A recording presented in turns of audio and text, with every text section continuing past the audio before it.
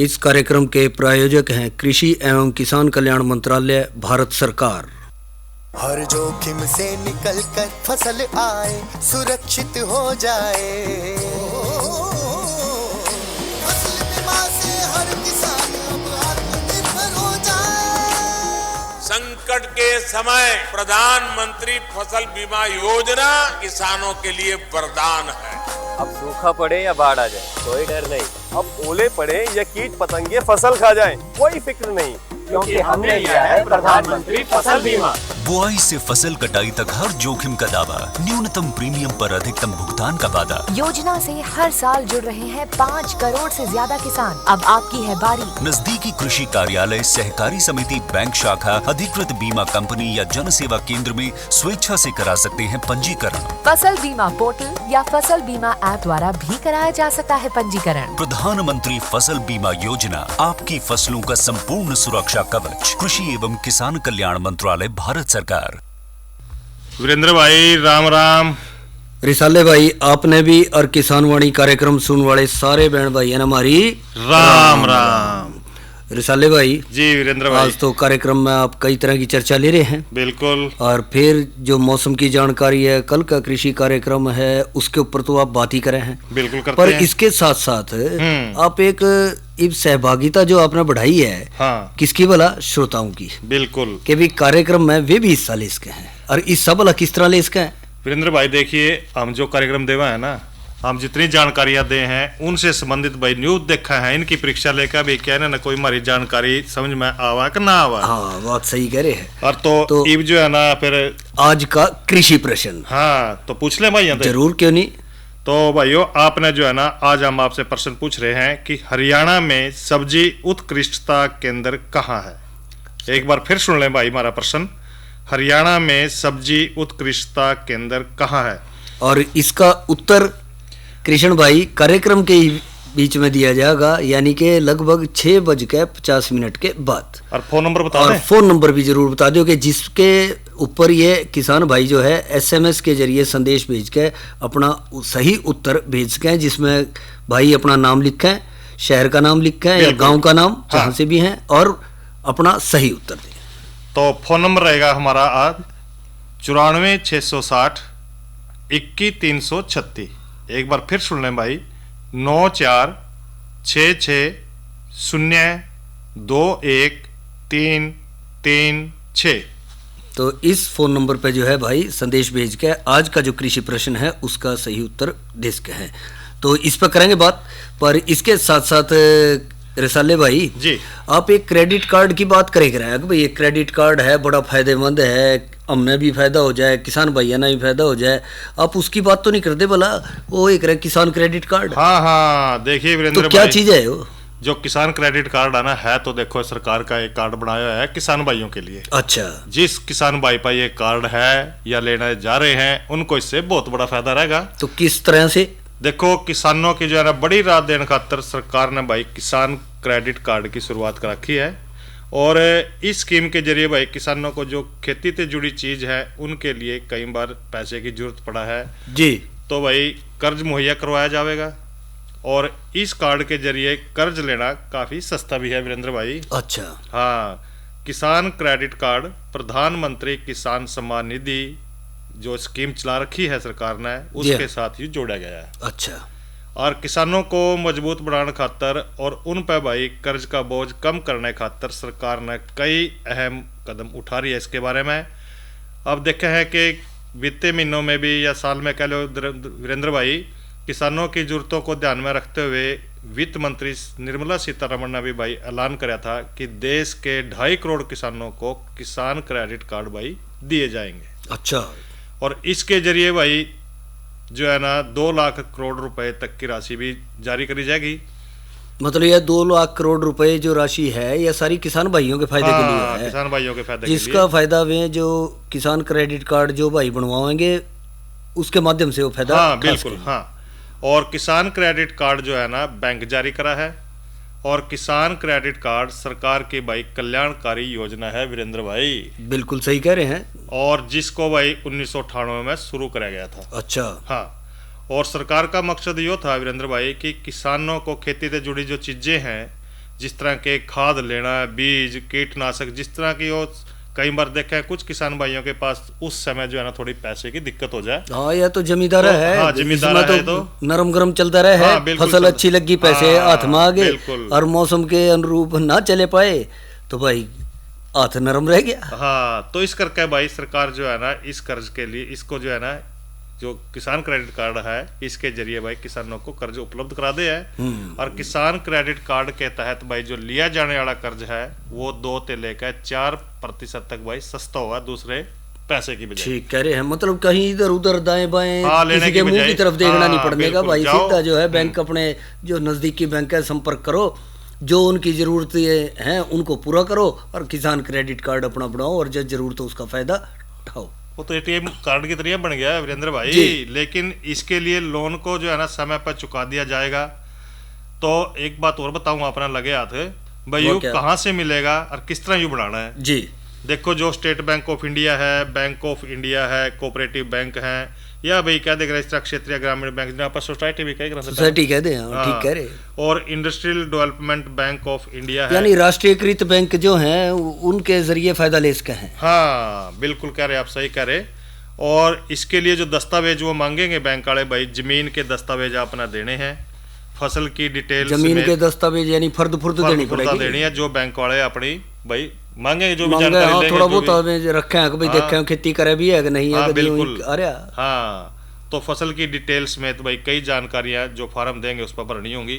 और सरकार को इस कार्ड की वैलिडिटी 5 साल रख रखी सरकार ने, अभी 5 साल तक वैधता रहेगी। हाँ, और ये कौन ले सका वीरेंद्र भाई किसान क्रेडिट कार्ड जी? एक तो खेती किसान, मछली पालन वाला, अच्छा, पशु पालन वाला, इस तरह के जो है ना जो भी व्यक्ति भाई इनसे जुड़ रहे हैं किसान क्रेडिट कार्ड लेने के पात्र हैं। यानी खेती या खेती के सहायक धंधों से भी जुड़ रहे हैं, उनको ही फायदा मिल सकेगा इसका तो। बिल्कुल। और किसान भाई अपनी और भाई जमीन पर खेती करता हो, अच्छा, उसका लाभ ले सका है। न्यू बताओ, इसके लिए कोई उम्र की भी आयु सीमा भी है या जो खेती कर रहा है चाहे 15 साल का है वो भी कर रहा है, 80 साल का वो भी कर रहा है? वीरेंद्र भाई इसके लिए भी थोड़ी न्यूनतम उम्र तो रखी सरकार ने, वो 18 साल है। अच्छा, 18 साल, और ज्यादा से ज्यादा भाई 75 साल होनी चाहिए। अच्छा। और किसान की उम्र भाई 60 साल से अधिक है तो उसको जो है एक को एप्लीकेंट भी लगेगा उसके लिए। अच्छा, कोई दूसरा, हाँ, जिसकी उम्र 60 साल तक कम हो, ठीक, एप्लीकेंट जरूर लगेगा उसके गिला। यानी कि मतलब पिता पुत्र है वो कर सके बस बस, हाँ, यदि ये बेटे की उम्र 60 से कम है हाँ तो वो लग जाएगा, वो लग जाएगा, या कोई भाई है हाँ वो लग जाएगा, वो हो सके। और किसान को फॉर्म भरने के बाद भाई बैंक का जो कर्मचारी है वो देखेगा कि भाई आप इसके योग्य हैं या नहीं है, भाई कभी झूठ बोल दो। और बता दें कि जो पशुपालन और मछली पालन है वो भी इसके तहत भाई 2 लाख रुपए तक का कर्ज ले सका है। अच्छा, और भाई देखो अंत में जो बैंक है इसके बाद किसान क्रेडिट कार्ड आपको वो जो है ना दे देगा, सारी शर्तें अपने लेकर मनवा कर फिर जारी करेगा। नहीं, यह तो बात आपने बिल्कुल सही कही। हाँ। पर एक ऐसी अच्छी सुविधा है किसान क्रेडिट कार्ड के जिसके जरिए किसान भाई जो हैं जब भी आवश्यकता पड़े वो इसका फायदा उठा सके हैं। हाँ, बिल्कुल। और नज़दीकी जो भी बैंक है उनके क्षेत्र का उससे संपर्क करें, जानकारी लें। हाँ। और वहाँ के जो संबंधित अधिकारी हैं उनसे संपर्क करके जो भी कागजात उनको चाहिए वो पूरे करें। हाँ। और जितना जल्दी हो सके किसान क्रेडिट कार्ड का फायदा उठा सकें। तो रिसाले भाई जी, तो आप कुछ और भी कह रहे थे कि भाई इसके कार्ड का तो फायदा किसान भाई उठाएंगे। बिल्कुल। पर किसान भाई तो इस समय जो है और भी तो कुछ फायदा उठाना चाह रहे होंगे। कौन सा? कई बार न्यू कहते होगे भाई किसान भाई न्यू कहते हैं तो बत्ता बत्ता करो जहाँ कोई गीत कोई लोक गीत या इतना देखो वीरेंद्र भाई ये भी अपना कार्यक्रम शुरू कर रखा जी। और चर्चा भी उन्होंने पता भी ले ली होगी। हाँ, और प्रश्न भी अपना पूछ रखा। बिल्कुल सही। दोस्तों से में सोच रहे हैं भी के बतावा के उत्तर होगा, क्या उत्तर होगा सोच रहे हैं। तो अगर दिमाग पर इतना बोझ दे रहे हैं भाई थोड़ा थोड़ा मनोरंजन करा दे तो भाई देखो उनका काम भी फुड़का हो जाएगा और हो सके सही उत्तर भी ध्यान आ जाए। हाँ बिल्कुल।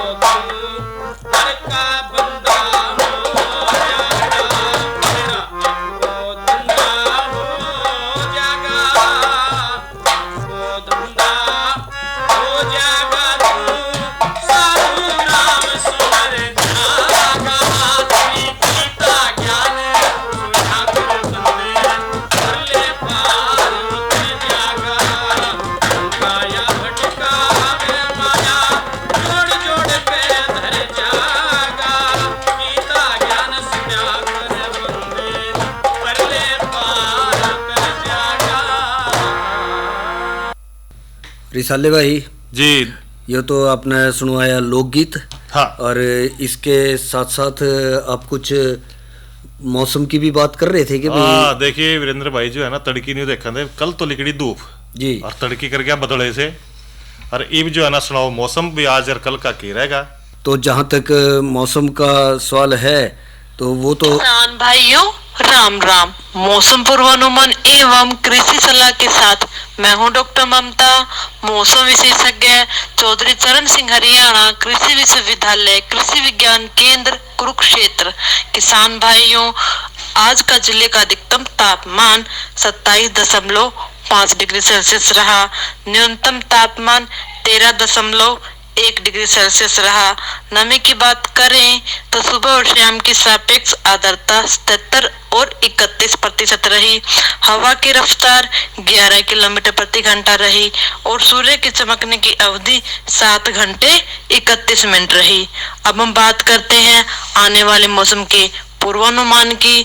किसान भाइयों, 20 फरवरी तक मौसम आम तौर पर खुश्क रहने का पूर्वानुमान लगाया जा रहा है। इस दौरान तापमान में हल्की वृद्धि होने का पूर्वानुमान लगाया जा रहा है। तापमान में वृद्धि 2 से 3 डिग्री सेल्सियस तक की हो सकती है। साथ ही किसान भाइयों, इस दौरान वातावरण में नमी की मात्रा में गिरावट आने और आसमान साफ रहने का पूर्वानुमान लगाया जा रहा है। अब हम बात करते हैं मौसम पूर्वानुमान आधारित कृषि सलाह की। किसान भाइयों, जैसे कि पूर्वानुमान है कि मौसम खुश्क रह सकता है। आप अपनी फसलों में आवश्यकता अनुसार सिंचाई छिड़काव कर सकते हैं। साथ ही किसान भाई आप इस समय बुआई कर सकते हैं। यह समय गन्ने की फसल की बुआई के लिए उपयुक्त है। धन्यवाद। रसाले भाई जानकारी दी मौसम के बारे में, किस तरह से मौसम में जो उतार चढ़ाव आ रहा है। और इसके साथ साथ रसाले भाई आप कह रहे थे कि कल के कृषि कार्यक्रम की भी बात करेंगे जरूर, कि कल अपने किसान वाणी कार्यक्रम में क्या कुछ चर्चा के विषय रहेंगे। वीरेंद्र भाई देखिए, कल जो है ना कार्यक्रम किसान वाणी में हम पहली चर्चा करेंगे कि प्रधानमंत्री फसल बीमा योजना पे। अच्छा। और इसके साथ साथ भाई आज की नसीहत के अंतर्गत हम बात करेंगे पॉपुलर के पौधे लगाने में क्या क्या सावधानियां रखेंगे। और भाई जानकारी साथ में साझा करेंगे कि भाई प्राकृतिक कीटनाशक नीमास्त्र कैसे बनाना, भाई इसका प्रयोग भी किस तरह करेंगे प्राकृतिक खेती के अंतर्गत। हाँ, और साथ साथ में वीरेंद्र भाई मौसम की जानकारी भी आप भाइयों के साथ साझा करेंगे। आज भी दे रहे हैं और कल भी निवेदन देंगे भाई, आगे जो है ना किसान भाई अपनी फसल का ध्यान रखेंगे मौसम के अनुसार। बिल्कुल सही बात करी है तो रसाले भाई आपने। और अब एक चर्चा करेंगे एक विषय पे, और वो हमारा विषय रहेगा कि का जो आप जाने हैं कि भाई अंतर्राष्ट्रीय मोटे अनाज वर्ष बिल्कुल 2023 और इसने वो कहते हैं कि इंटरनेशनल ईयर ऑफ मिलेट्स के रूप में, जिसके छोटे रूप में कहते हैं IYOM। अब यो आ रहा है इस चीज को सफल बनाने के लिए सरकार ने क्या कदम उठाए हैं और किस तरह आगे बढ़ रहे हैं, इसकी तरफ हम थोड़ा सा ध्यान किसान भाइयों का आकर्षित करवाऊं। वीरेंद्र भाई जी देखिए, मोटे अनाज का जिक्र अपन रोज करा जी, बिल्कुल सही कह रहे हैं। छोड़कर तो कर ही है। हाँ सही भाई, मोटा अनाज में सरकार भी देखो काफी सारे कदम उठा रही है। ये तो है, इसमें तो कोई शक ही नहीं है। और एक और देखा क्या बोला, मैं कल जो है ना एक होटल में गया। अच्छा। होटल में देखा उठा उन्होंने पहली पेश करी, मैं भाई क्या क्या बना रखा, वो बोलिया जी बाजरे की खिचड़ी। अच्छा, होटल में? हाँ, और खीर बाजरे की खीर। बहुत बढ़िया करया। और मखर ये कत्ते चलाए था ना, बोलिया जी हम तो आजकल यही देवा, पूरा रुझान हो रहा है, बहुत लोग खाओ आजकल तो इसमें। फिर देखा ना, फिर जब यो जैसे जैसे सरकार ने कदम उठाए, इनके प्रचार प्रसार की तरफ ध्यान आकर्षित करवाया लोगों का, तो देखा फिर होटल में भी आपने बिल्कुल, हाँ होटल में भी वही चीज मिला। नहीं तो पहला क्या जाएगा थे, यो सूप पी ले, वो पी ले, यो कर ले, वो कर ले। पर अब देखो एक जो चीज आ रही, यानी कि ये अनाज हमारे बड़े पौष्टिक आहार थे, जिनसे हम थोड़ा थोड़ा सा बीच में दूर हो गए थे। एक बात हो रहा है वीरेंद्र भाई इसमें जी, एक तो जिस तरह वो मना पूछा भाई या क्यों बनाए, बोले जी ये तो पौष्टिकता इसमें बहुत ज्यादा है, मिनरल हैं, खनिज हैं, बोले इसमें खून की कमी दूर हो जा। और भी जो दिल के रोगी हैं उन्होंने भी भाई देखो पूरा लाभ मिला है, और स्वास्थ्य भी पूरा बढ़िया रहा है, खून की कोई कमी नहीं होती है। काफी बातें बताई उन्होंने मेरे बहुत ज्यादा। और इसी में जो सरकार भी नहीं कहना कि सरकार ने मोटे अनाजों और उनके पोषक गुणों के बारे में जागरूकता बढ़ाने के लिए राष्ट्रव्यापी जन आंदोलन शुरू कराया। अच्छा। और वह जो है इनको आधुनिक समय के पकाने में आसान स्वास्थ्यवर्धक आहार के रूप में प्रचारित कर रही है। अच्छा। और मोटे अनाजों के गरीबों का भोजन होने की धारणा को खत्म करने के लिए। अच्छा, नहीं पहला तो नहीं कहते भाई गरीब ग्रुप का है, गरीब खावेगा, उन्हें नहीं पता भाई गरीब तकड़े हो जाएंगे। बिल्कुल सही अमीर है भाई वह ना खावेंगे। यही धारणा खत्म करने के लिए रिसाले भाई रेडियो, प्रिंट, सोशल मीडिया और दूसरे माध्यमों और विभिन्न कार्यक्रमों और गतिविधियों के जरिए जो है अभियान चलाए जा रहे हैं। अब सरकार देखो आज आप जानकारी दे रहे हैं रेडियो पे, बिल्कुल सही कह रहे हैं। इसका मतलब क्या हम प्रचार कर रहे हैं, अभी खाओ, प्रचार कर रहे हैं, लोगों का स्वास्थ्य का पूरा ध्यान रखना है वीरेंद्र भाई। बिल्कुल सही कह रहे हैं। और मैंने तो देखा आप तो पूरा कटोरा लेकर बैठो जब भी बैठो, चाहे वो खिचड़ी हो बिल्कुल, और चाहे वो खीर का हो, और रोटियां का तो अलग ही बात है। वो तो रोटी कहीं पर वीरेंद्र भाई रोज घर है रोटी खावा बाजरे की। अच्छा, पहला तो ना खावेंगे दाल सब्जी गिला जी, और दाल सब्जी के बाद भाई फिर जो है ना पीछे से खावा फिर गुड़ गिला। हाँ, यह भी बात सही करी आपने बिल्कुल। और एक दिन तो बाजरे का चूरमा बनाया। अच्छा, ये भी बहुत बढ़िया लगा। वाह, बहुत बढ़िया करे तो आपने। पौष्टिकता तभी आप जो है इतने प्रसन्न कार्यक्रम में आओ जब भी आओ। बिल्कुल वीरेंद्र भाई देखो। तो रसाले भाई दुष्प्रचार का मुकाबला करते हुए इन अभियानों में इनको उन्होंने जो है सरकार ने इसको सुपर फूड के तौर पे पेश किया जा रहा है। अच्छा, बढ़िया खाना। हाँ। और मोटे अनाजों से बनने वाले पुराने व्यंजनों को फिर से लोकप्रिय बना रहे हैं। अच्छा। और उनको मुख्य धारा के भोजन का अनिवार्य हिस्सा बनाने का प्रयास कर रहे हैं। अच्छा। मोटे अनाजों से बने स्वादिष्ट और स्वास्थ्यवर्धक उत्पाद बड़ी संख्या में बाजार में उपलब्ध है। जिस तरह आप जिक्र कर रहे थे कि भाई होटल में भी बाजरे की खिचड़ी और खीर वही चल रहा है। और इसी तरह से भारतीय अंतर्राष्ट्रीय व्यापार मेला, दुबई एक्सपो, सूरज कुंड मेला जो आजकल चल रहा है, अच्छा उसमें भी मिला उसमें है? भी ऐसे दुकान ला रखी होगी वीरेंद्र भाई। ये जितने भी विभिन्न प्रतिष्ठान आयोजनों में मोटे अनाजों को जो है प्रदर्शित कराया जा रहा है और लोगों को प्रेरित कराया जा रहा है कि इनका सेवन अपनी आहार प्रक्रिया में ज़्यादा से ज़्यादा करें। और मोटे अनाजों के मूल्य श्रृंखला में 500 से ज़्यादा स्टार्टअप जो हैं इसमें काम कर रहे हैं। और इसी तरह से देखेंगे कि भारतीय मिलेट अनुसंधान संस्थान ने राष्ट्रीय कृषि विकास योजना, खेती और इससे संबंधित क्षेत्रों के कार्यकलाप के लिए भी लाभकारी दृष्टिकोण अपना रहे हैं। और इसी तरह से केंद्रीय स्वास्थ्य और परिवार कल्याण मंत्री के निर्देश पे भी उनके मंत्रालय ने स्वास्थ्यवर्धक भोजन को बढ़ावा देने के उद्देश्य से अपनी कैंटीन में भी समोसा और ब्रेड पकौड़ा जैसे तले हुए व्यंजन बंद कर दिए और इसकी जगह कैंटीन में बाजरे की रोटी, चिल्ला और स्वास्थ्यवर्धक विकल्प जो हैं वो मिलने लगे हैं और उन पर काम कराया जा रहा है। अच्छा, तो इस तरह जो आप देखेंगे कि भारत सरकार ने IYM से पहले 7 सूत्रों के शुरुआत करते हुए इनके लिए जो है विभिन्न सरकारी विभागों का आवंटन कराया और ये 7 सूत्र उत्पादन, उत्पादकता, वृद्धि, पोषण और स्वास्थ्य लाभ और मूल्य संवर्धन, प्रसंस्करण और व्यंजन विकास, उद्यमिता, स्टार्टअप, सामूहिक प्रगति, जागरूकता, ब्रांडिंग, लेबलिंग और प्रचार, अंतर्राष्ट्रीय पहुंच और मोटे अनाजों को मुख्य धारा में लाने के लिए और नीतिगत हस्तक्षेप से संबंधित काम जो है करे जा रहे हैं। बिल्कुल। और रसाले भाई जी वीरेंद्र भाई, उत्तर भी आगे होंगे भाइयों के? उत्तर आगे बिल्कुल, यही तो मैं कह रहा अपना भाई, यार बाजरे की खिचड़ी छोड़कर और भाइयों का जवाब भी सुन लो। अच्छा, तो जिसका सही उत्तर आया है वो बोलो फिर। ये जो भाई देखो हमने जो प्रश्न पूछा था आज का, वो पूछा था भाई हरियाणा में सब्जी उत्कृष्टता केंद्र कहाँ है। भाइयों देखो एक जवाब आया है, नाम तो इस भाई ने लिखा नहीं, लेकिन इसका जो फोन नंबर है वो हमारे पास आया है 8930718003 से।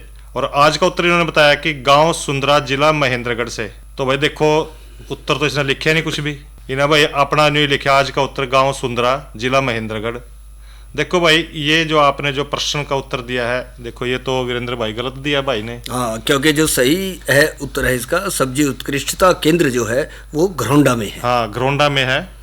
इसके साथ साथ जो है मेरे ख्याल में इसके अलावा कोई और उत्तर हमें दिखाई नहीं दे रहा है इसमें। हाँ, कि जो यहाँ पर आ रहा है। और इसके साथ साथ जो इसकी बात कर रहे थे हम, एक आज की नसीहत के तहत आप चर्चा करने जा रहे थे कि प्याज और लहसुन फसलों में जो है क्या कुछ देखभाल इन दिनों में करनी है, उसका हमने देखना है। आप जाने हैं कि प्याज और लहसुन की फसल अपनी बढ़वार में है। बिल्कुल। कई भाई थोड़ा पछेते खेत खाली हुए तो प्याज की रोपाई भी इन दिनों करने लग रहे हैं। और इसके साथ साथ जो है आप देखेंगे कि प्याज और लहसुन उष्ण कटिबंधीय, उपोष्ण कटिबंधीय पौधों की एक महत्वपूर्ण बल्ब फसल है। बल्ब फसल न्यू कहते हैं कि नीचे गांठ समाज है। और संतुलित उर्वरक, जैविक खाद्यों के इस्तेमाल के बिना, नाइट्रोजन के ज़्यादा उपयोग से भारतीय मिट्टी में फास्फोरस, पोटास, सूक्ष्म तत्व यानी कि लोहा और जस्ता की कमी हो रही है। बिल्कुल। तो इस तरह से पौधों को विकसित होने के लिए जो है 16 तत्वों की जरूरत पड़ा है। बिल्कुल। और ये carbon, hydrogen, oxygen, nitrogen, phosphorus, potassium, calcium, magnesium, sulphur, जस्ता, लोहा, मैग्नीज, तांबा, मोलिब्डेनम, बोरान, क्लोरीन है। तो ये सारे जो आप देखे हैं कि ये हमने उर्वरक जब हम फसल की अदल बदल करके खेती करें तो उसमें हमने इसका फायदा मिला है। वीरेंद्र भाई जी, आपने तो बताओ उर्वरक कौन कौन से हैं? लहसुन वाला बताइए। अच्छा, लहसुन की बात करें तो अच्छी तरह से सड़ी हुई गोबर की खाद या फिर इसके अंदर जो आ जाए कंपोस्ट 25 से 30 गाड़ी जो लोड करके तैयारी के दौरान ये तो पहला दी होगी। हाँ, बिल्कुल। पर बढ़वार कर रहा है। उसके साथ साथ लहसुन में 50 kilogram nitrogen, 50 kilogram phosphorus, 50 kilogram potash प्रति हेक्टेयर देश का, यानी कि 20 kilogram nitrogen, 20 kilogram phosphorus, 20 kilogram potash जो प्रति किले के हिसाब से। हाँ, प्रति किले के हिसाब से देश का। हाँ। और उसके बाद जो आ जा है कि 50 किलोग्राम नाइट्रोजन को बुआई के 1 महीने के बाद दिया जा सका है। अब तो 1 महीने से ज्यादा की फसल हो रही है। हाँ, जिन्होंने नहीं दिया है तो इसका ध्यान रखें, थोड़ा हल्का चिंटा जो है उसमें दे दें। और इसी तरह से जो आ जाए NHRDF की तरफ से देखें तो उसमें लहसुन में कार्बनिक खाद डालने के लिए बहुत अच्छी फसल मिलेगी। हाँ। एक सामान्य मिट्टी के लिए जो देखा जा है उसमें 50 टन गोबर की खाद होनी चाहिए। तो भाइयों ने नीचे दे रखी है। हाँ, ये गोबर की खाद तो देखो एक तो जैविक भी है। जी बिल्कुल सही कह रहे हैं। इससे जो है ना कह रहा ना तो इतना खर्चा होता तो भाई आपने जो ध्यान रखना है कि जो गोबर की गली सड़ी खाद है वो आपने खेत में जरूर डालना है, ताकि भाई आपकी जो उपज है वो अच्छी हो और भाई पैदावार में बढ़ोतरी होगी, तो देखो आमदनी भी ज्यादा होगी। वीरेंद्र भाई बिल्कुल सही कह रहे हैं। और कुल मिला के चाहे प्याज है चाहे लहसुन है, उसमें यह हमारी 75 किलो के करीब जो है नाइट्रोजन जो है उसमें खेत में जानी चाहिए, चाहे वो अलग अलग रूप में हम दें। हाँ बिल्कुल, ये नहीं है एकदम। और इसी तरह से 40 किलो जो है फास्फोरस के रूप में देश का है। इस कार्यक्रम के प्रायोजक थे कृषि एवं किसान कल्याण मंत्रालय, भारत सरकार। अरे अरे अरे क्या कर रहा है? इधर इधर इधर, हम बोल रहे हैं तेरे बीजू का। पुतला बोल रहा है? पक्षियों से तो हम खेत को बचा लेते हैं, पर इन घातक रसायनों से कैसे बचाएं? मतलब? देख बेटा, तू जो ये अंधाधुंध रसायन मिलाता है ना, मिट्टी की सेहत बिगड़ने लगी है, और जब माटी ही कमजोर पड़ जाएगी तो उपज कैसे सेहतमंद होगी? अरे पहले ऐसा नहीं था। पूछना अपने बड़े बुजुर्गों से, कैसे फसल लहलहाती थी, शुद्धता झलकती थी। हाँ, माटी भी तंदुरुस्त और लोग भी। अरे पहली वाली बात कहाँ? पर अब तो सब यही डाले हैं। सब नहीं, आज भी लाखों जागरूक किसान परंपरागत विधि से फसल उगा रहे हैं। खर्चा कम और उपज की कीमत भी बेहतर पा रहे हैं। सच है? रे बेटे, एक्सपीरियंस से बता रहे हैं, धूप में बाल सफेद नहीं किए हैं। हाँ। ठीक है भाई, मैं भी आज से जैविक खेती शुरू करूंगा। माटी से प्रेम की परंपरा है, परंपरागत खेती। रसाले भाई। जी वीरेंद्र भाई। इसी के साथ हमारे आज के किसानवाणी कार्यक्रम का समय समाप्त हुआ, तो भाइयों से ले इजाजत। अच्छा भाइयों, राम राम।